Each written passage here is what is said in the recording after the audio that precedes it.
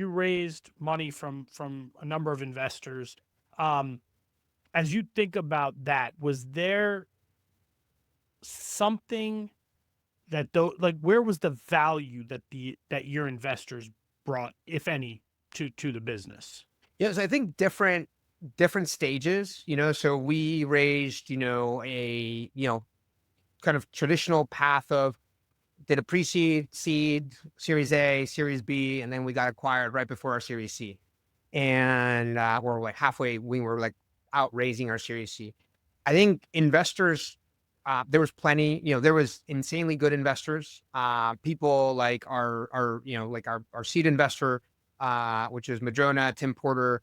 I can call him out directly, like was like with us the entire time and always trying to be, I always say like, his best quality is he knows what he knows and he knows what he doesn't know.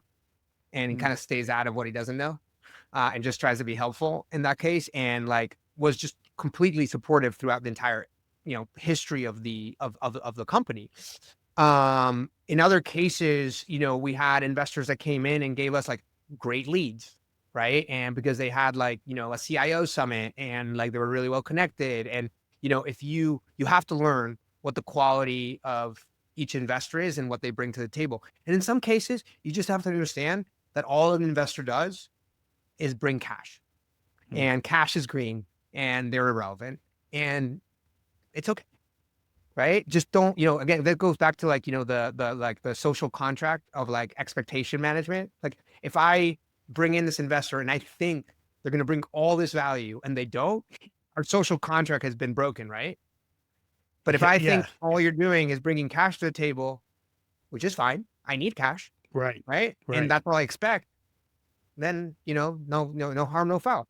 And so I just really think it's just like, I think it's really important, very, very important to pick your board members well.